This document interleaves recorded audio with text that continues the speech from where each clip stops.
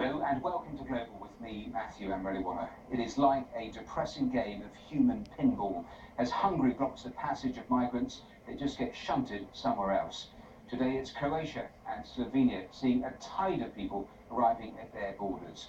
With no European agreement in place, each country is doing its own thing. And there's continued outrage at the violent scenes of yesterday. The UN Secretary General said he was shocked after Hungarian police fired tear gas and water cannon at migrants. And the body's human rights chief deplored the callous actions of the Hungarian authorities and said he was extremely concerned at the repeated failure of the EU to agree any action to deal with this crisis. Well, Hungary's Prime Minister remained unapologetic, saying if we let Muslims into the continent, they will outnumber us, and we don't like it. Well, we're on the migrant trail in this programme. We'll be in Germany in a moment, Hungary too. But let me show you the pictures from Croatia first, because huge numbers there at the borders and chaotic scenes as people trying to push through, trying to actually get through into Croatia. They've been walking through the fields, not just going to the areas where there are registration centres.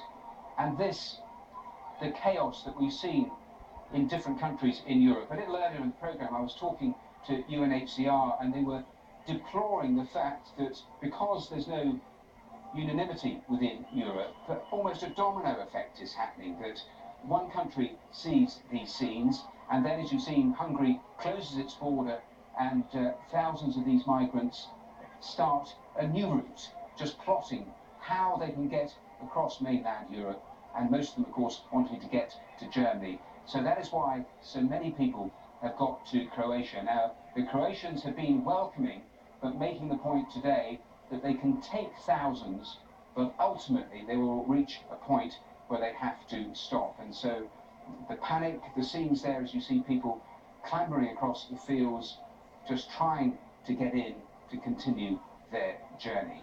So there, the scenes in Croatia, and of course the reason, as I was saying, that they have got to Croatia is that the borders in Hungary have closed, and we saw the scenes there yesterday where tear gas was fired at some of those refugees and water cannon also used, and that has led to condemnation internationally at those tactics that the Hungarians chose to use. But their Prime Minister has again been talking today and remains unapologetic. Viktor Orban blaming the Germans for exacerbating the number of migrants wanting to enter that country and warning that Muslims could end up outnumbering Christians in Europe. Let me just show you the central quote he made in newspaper interviews. I am speaking about culture and the everyday principles of life, such as sexual habits, freedom of expression, all those kinds of values which I called Christianity.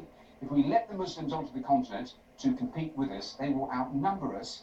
It's mathematics, and we don't like it. So the comments from Viktor Orban that again has sent shudders through other European leaders reading those comments. And I spoke earlier about that UN chief talking about the xenophobia that existed in Hungary and deploring the comments you're seeing there on the screens. Well, as I was saying, yesterday, Hungarian police fired tear gas at crowds to try to force them back from the crossing points, prompting a barrage of condemnation. Let's get this report from our correspondent Nick Thorpe, who's there on the Hungary-Serbia border. Asylum seekers used to rest in Hungary on their way to Germany. Now they sleep in Serbia or Croatia. They have to face the bitter truth that there is now no way through Hungary. Only 38 women and children have been allowed into the country for their asylum applications to be processed. So what has the Hungarian government actually achieved? The first 2 days has shown that we don't like the fence. We have announced it many times. This is not a solution in any way. It seems to be working to protect the country's natural borders, to stop illegal migration. Yesterday's violence was the first major clash between asylum seekers and the combined armed forces of Hungary. The scenes were bloody, the migrants hopelessly overwhelmed, and the end result predictable.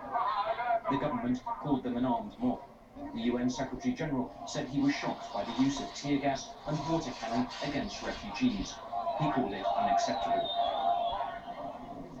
Now that Hungary has been declared dangerous for refugees, they're seeking calmer and safer routes through the cornfields of Croatia and Slovenia. This main motorway between the Balkans and Europe and 2 other road crossings remain closed. This has been a Pyrrhic victory for the Hungarian government. The economic costs are high. Its good name is in tatters. Stopping illegal migrants, the Hungarian Prime Minister Viktor Orbán has said, is a thankless task. Nick Thorpe, BBC News on the Hungarian-Serbian border.